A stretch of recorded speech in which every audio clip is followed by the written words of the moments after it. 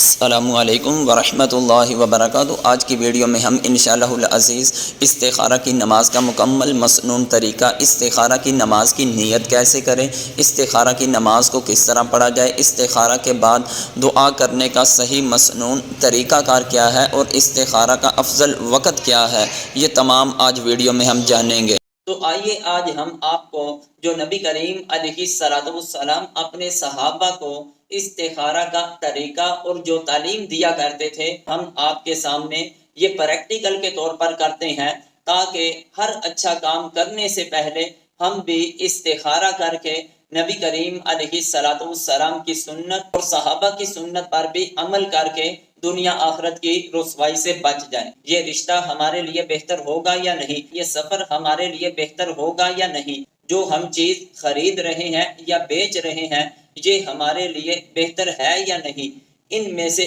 جو بھی آپ نے کام کرنا ہو اس کا ارادہ اپنے دل میں کر لینا ہے۔ نماز استخارہ میں ان الفاظ کی نیت کیسے کرنی ہے؟ بسم اللہ الرحمن الرحیم، 2 رکعت نفل نماز استخارہ، کاروبار میں خیر طلب کرنے کے لیے، منہ خانہ کعبہ کی طرف، بندگی اللہ تبارک و تعالی جل جلالہ کے لیے۔ اللہ اکبر، سبحانک اللہم و بحمدک وتبارک اسمک وتعالی جدک ولا الہ غیرک، اعوذ باللہ من الشیطان الرجیم، بسم اللہ الرحمن الرحیم،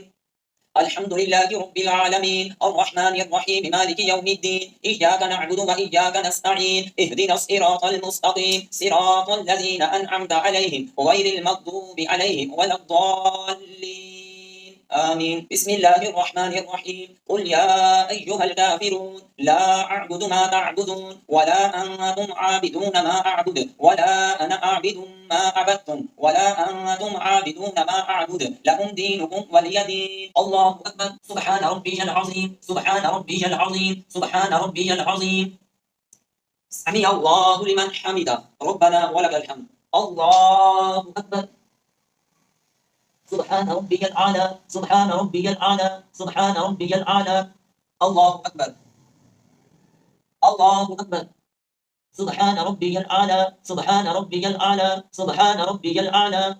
اللہ اکبر۔ بسم اللہ الرحمن الرحیم، الحمد للہ رب العالمین، الرحمن الرحیم، مالک یوم الدین، ایاک نعبد و ایاک نستعین، اہدنا الصراط المستقیم، صراط الذین انعمت علیہم غیر المغضوب علیہم ولا الضالین، آمین۔ بسم اللہ الرحمن الرحیم، قل هو اللہ احد، اللہ الصمد، لم یلد ولم یولد ولم یکن له کفوا احد، اللہ اکبر، سبحان ربی العظیم، سبحان ربی العظیم، سبحان ربی العظیم، سمع اللہ لمن حمدہ، ربنا ولک الحمد،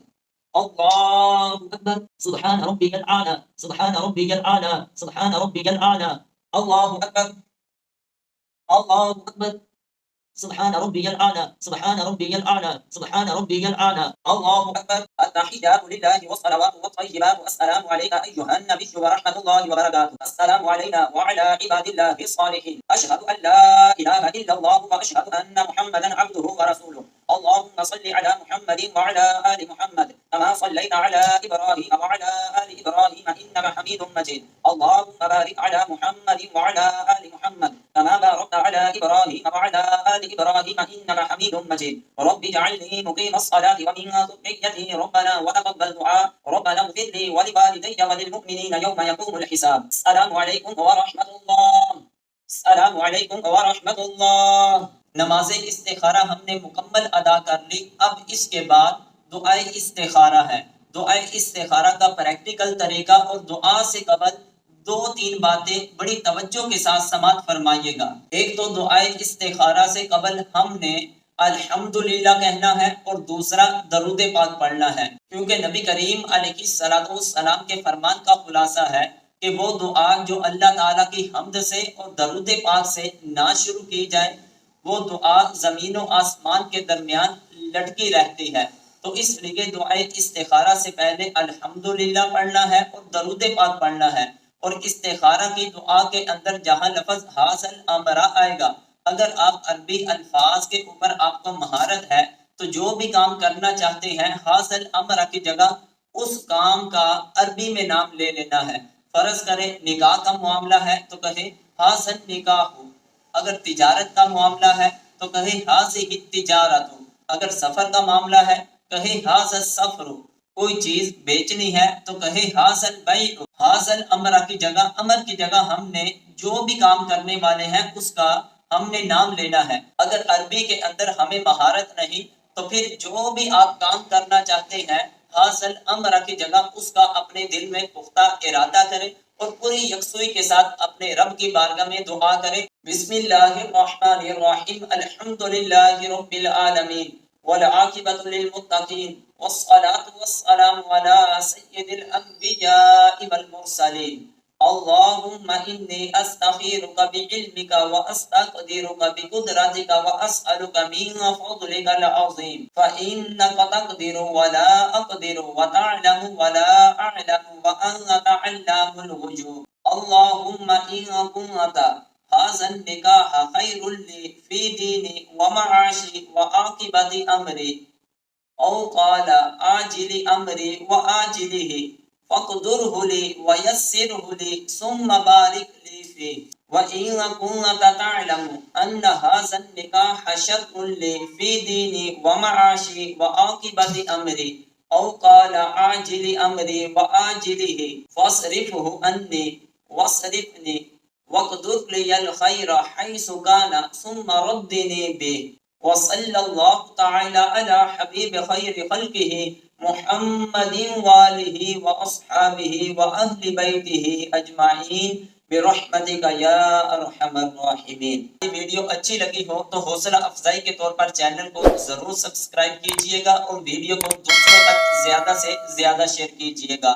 نماز استخارہ کے لیے کسی طرح کا کوئی بھی وقت مقرر نہیں ہے۔ زوال کے وقت کے علاوہ کسی وقت بھی انسان نماز استخارہ ادا کر سکتا ہے، اور نماز استخارہ کے لیے افضل وقت رات کا ہے، یعنی عشاء کی نماز انسان پڑھے اور اس کے بعد استخارہ کے 2 نفل پڑھے، پھر دعا پڑھے، پھر باوضو ہو کر آرام سے اپنے دل میں ارادہ رکھ کے سو جائے۔ خواب کے اندر اس کو اگر سفیدی یا سبزہ پن کوئی چیز دکھائی دیتی ہے تو یہ کام اس کے لیے بہتر ہے، کالا پن یا لال پن دکھائی دیتا ہے تو وہ معاملہ اس کے لیے بہتر نہیں، لیکن یہ بعض بزرگان دین سے منقول ہے، جس طرح کے بہار شریعت میں بھی ہے۔ لیکن یہ اگر خواب نہ بھی آئے، اصل انسان کے دل کا مطمئن ہونا ہے۔ ایک بار استخارہ کرنے سے اگر اس کا دل مطمئن ہو جائے تو فابیہ بہت اچھا ہے، نہیں تو وہ آدمی 8-10 دن اس طرح استخارہ کرے اور اپنا معاملہ اللہ تعالیٰ کی طرف سونپ دے اور اس کا دل جس کام کی طرف مطمئن ہو اس کو